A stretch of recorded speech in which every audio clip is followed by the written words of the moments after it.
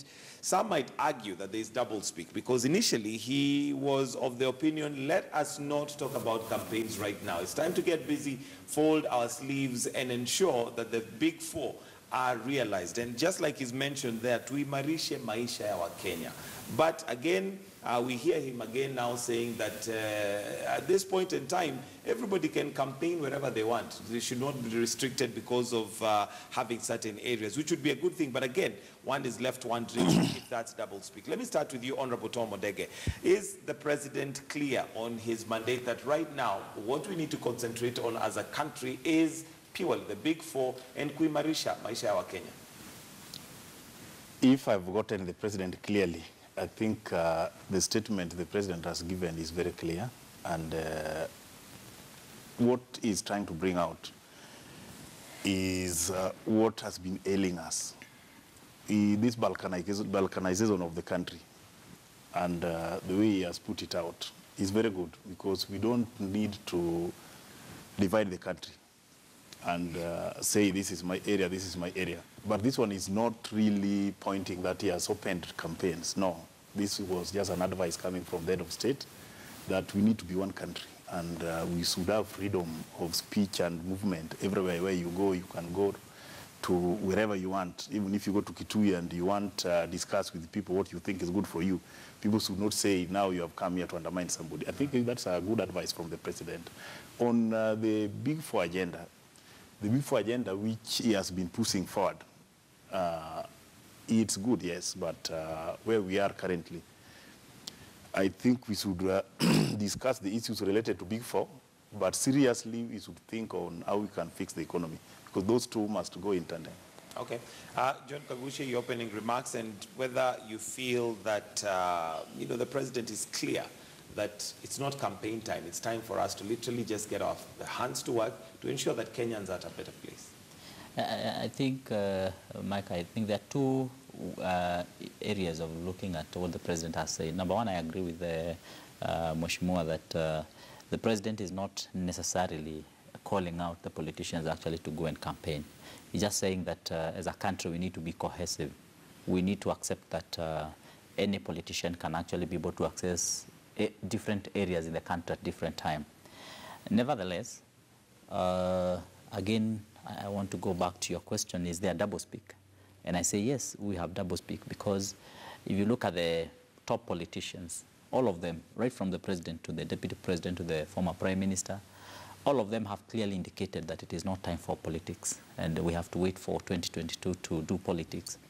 But if you look at our country today, you will realize that we have clearly been taken actually to the political path.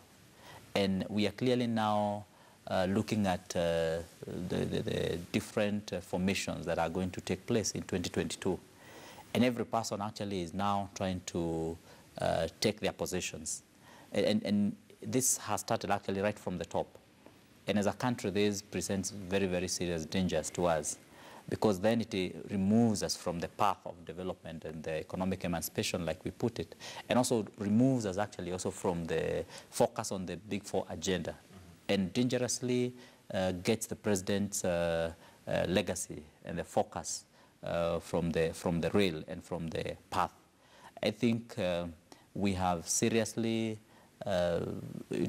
actually backtracked, and we have actually gotten off the focus. When you say that right from the top, are you suggesting that you feel we're already being put into a campaign mode right from the top?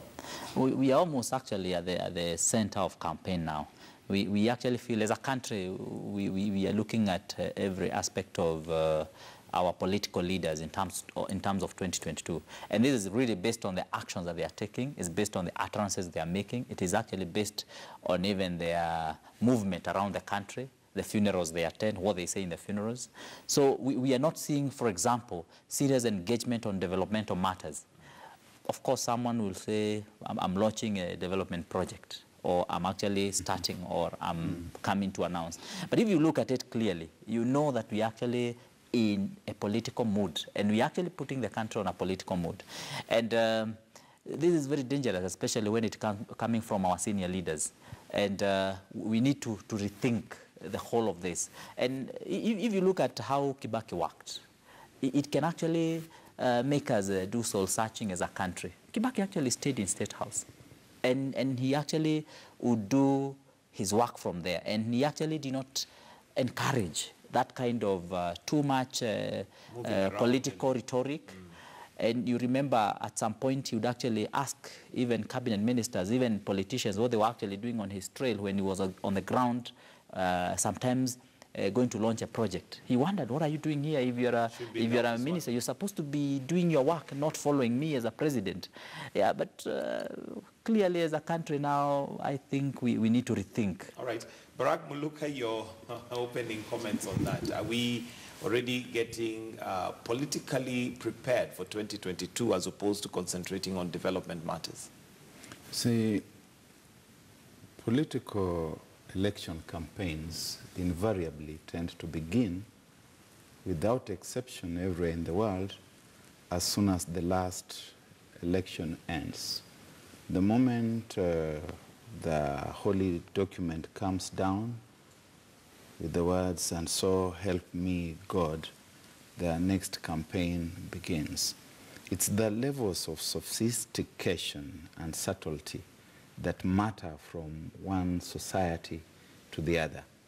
Ours is blatantly crude. It's not for the president to flag us or to stop us.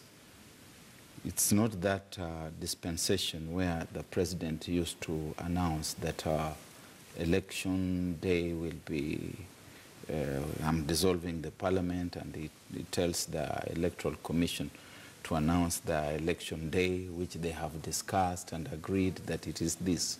Now we have got that date inscribed more or less in the Constitution.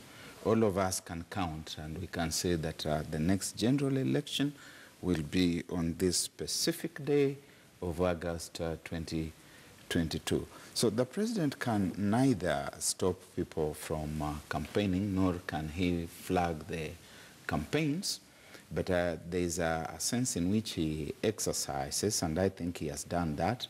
He has exercised his advisory responsibility by telling us that even as we gravitate across the national landscape, our focus should be on certain things, certain developmental issues.